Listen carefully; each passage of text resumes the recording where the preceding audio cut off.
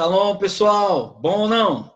Começando aqui a nossa aula e agora vamos falar como homens, né? Vamos falar sério. Chegou o tempo de crescer, chegou o tempo de amadurecer, chegou o tempo de falar como homem de verdade, como homem relevante. Em 1 Coríntios, capítulo 13, versículo 11, Paulo ele nos traz uma revelação. Ele disse que quando ele era menino, ele falava e agia como menino, mas depois que ele cresceu, se tornou um homem, ele passou a falar e agir como homem. Um homem relevante precisa falar como homem. Não estou me referindo à fala grossa ou à linguagem formal. As escrituras afirmam que a boca fala do que o coração está cheio. Mateus capítulo 12, 24. Quando me refiro a falar como homem, eu digo falar com a sobriedade que um homem deve ter. Falar palavras que realmente possam consolidar e abençoar a vida de outras pessoas. O apóstolo Paulo, quando diz que era menino, tinha sentimentos de menino e por isso se comportava e falava como menino, falar como homem revela a maturidade, o aprendizado. Quem fala como homem fala com responsabilidade, conhece o peso e as consequências de suas palavras. Então, um homem relevante, quando se posiciona, quando abre a sua boca, ele sabe o peso das suas palavras e ele tem responsabilidade como ela, com as suas palavras, né? As palavras de um homem relevante trazem instruções para os filhos e segurança para a esposa, motivação para a equipe e cura para aqueles que estão enfermos em sua alma.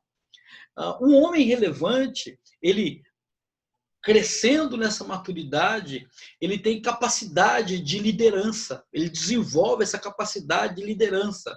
Existem dois tipos de pessoas, aqueles que lideram e aqueles que são liderados.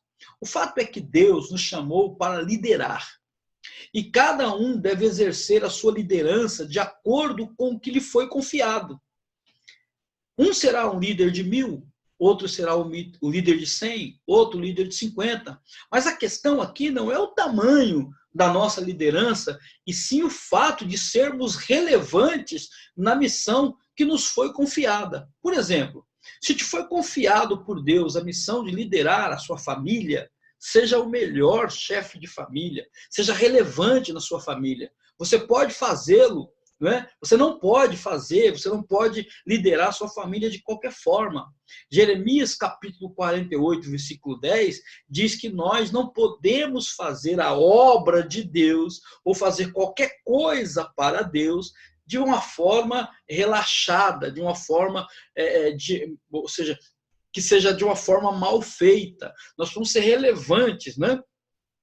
Temos que ser relevantes e excelentes naquilo que nós fazemos. O mesmo serve para os negócios, para os ministérios e etc. Um dia teremos que dar conta daquilo que nos foi confiado segundo a nossa capacidade. Lembre-se da parábola dos talentos, né? Que um dia o Senhor vem e ele vai pedir conta daquilo que foi confiado. Lembra que ele deu 7 talentos a um segundo a sua capacidade, 5 talentos a outro segundo a sua capacidade, 1 talento a um segundo a sua capacidade? O que Deus queria é que eles trabalhassem com essa capacidade, crescessem, multiplicassem, fossem relevantes com aquilo que eles receberam de acordo com suas capacidades. Deus não ia cobrar mais nem menos, apenas que eles fossem relevantes com aquilo que eles receberam. Um dia nós teremos que prestar conta se fomos relevantes com a nossa masculinidade, se fomos relevantes na sociedade em que vivemos, se realmente fomos homens que trouxe para a existência nesse mundo um padrão da relevância que Deus nos deu, né? Um homem relevante, ele entende a necessidade de ser provedor da sua casa, provedor da sua família, né? A Bíblia diz em Efésios capítulo 5, do versículo 28, assim também os maridos devem amar sua mulher como ao próprio corpo. Quem ama a esposa, a si mesmo o ama. Porque ninguém jamais odiou a sua própria carne, antes a alimenta e dela cuida, como também Cristo o faz com a igreja, porque somos membros do seu corpo, né?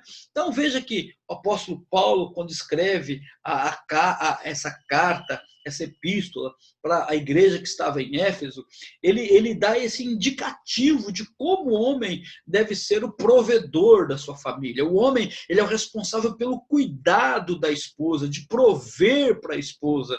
Sua esposa, a mulher, quando estava na casa do pai, ela tinha toda a provisão, o pai preparava tudo.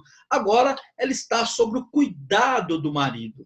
É do homem a responsabilidade de prover para sua família. É óbvio que hoje nós vivemos em uma cultura, né, em que o mundo mudou. E muitas vezes a mulher ela tem que sair de casa para ajudar no sustento da família, porque o homem talvez não consiga fazer isso sozinho. Mas, veja, ajudar não quer dizer assumir a responsabilidade pela provisão da família. Né? A responsabilidade da provisão da família, da provisão da mulher, do cuidado da mulher, deve ser do homem. Qual a postura que um homem relevante tem que ter em relação à sua esposa? Uma postura de cuidado, uma postura de proteção, né? Uma postura de esposa que Deus lhe confiou.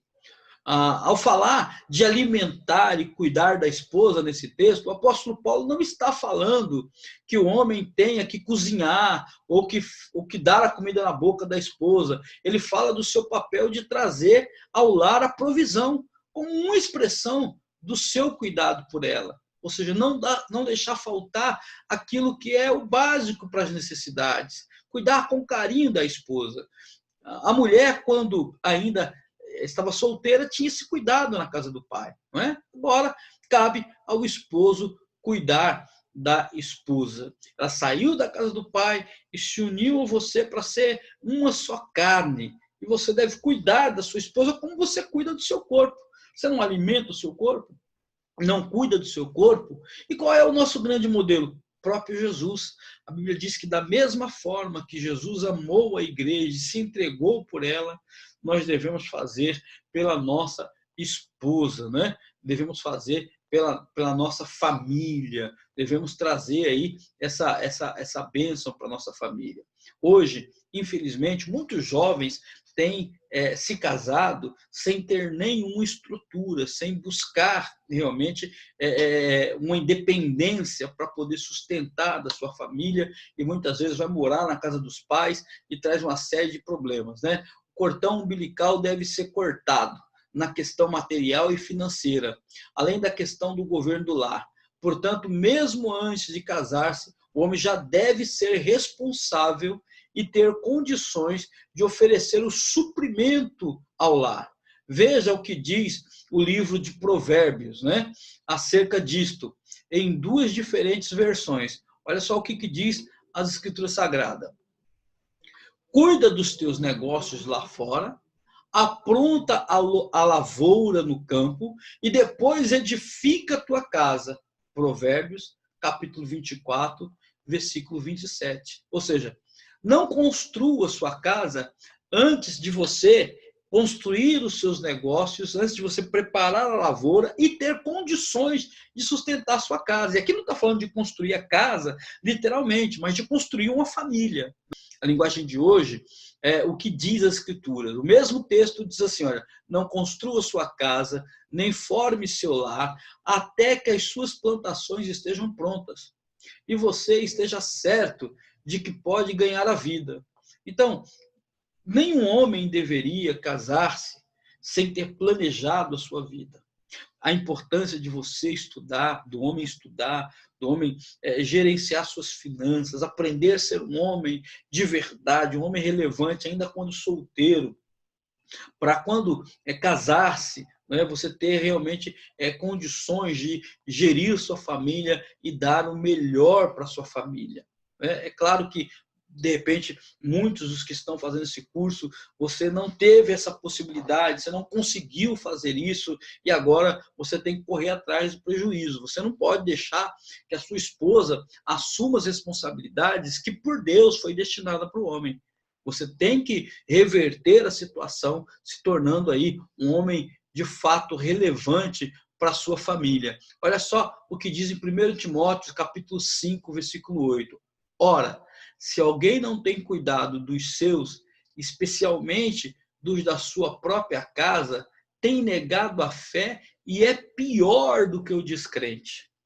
Veja que Deus leva muito a sério o fato dos homens não serem relevantes na sua família, de não exercerem o cuidado com a sua esposa, não exercerem o cuidado com os seus filhos, né? A palavra de Deus diz que o tal nega a fé, porque a fé ensina que o homem relevante é um homem responsável, que o homem relevante é um homem que tem a responsabilidade de cuidar da sua família. Além de negar a fé, diz que ele é pior do que um ímpio, pior do que um descrente, né? Quando Paulo fala do cuidado, o contexto é justamente o cuidado material, quando a pessoa tem a obrigação de cuidar para que seus familiares, né, dos seus familiares. Mas a posição do homem como provedor o coloca numa condição de maior responsabilidade.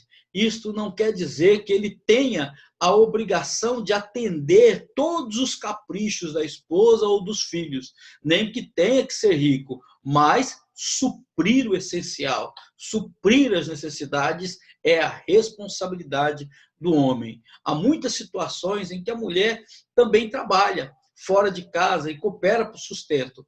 Eu não creio que isto seja errado, desde que o cuidado com a criação dos filhos não seja comprometido ou negligenciado, o que infelizmente não tem acontecido com muitos casais em que a esposa trabalha fora, né? Às vezes esse cuidado é comprometido. Também não se pode pôr de lado a responsabilidade que o homem tem de suprir a casa. Muitos têm invertido os papéis, né? O homem tem ficado em casa, cuida da casa, e a mulher sai para trabalhar, dá o duro. Hoje tem até casos de muitas mulheres que sustentam o marido. Isso é uma verdadeira vergonha, né? O fato de você passar por crises, enfrentar dificuldades, não diz que você deve se amoldar a essa situação ou se acomodar com essa situação de não ser o provedor da sua casa. Está na hora de crescer, de amadurecer, de falar e agir como homem de Deus. Nós vamos para a próxima aula e daqui a pouco a gente volta.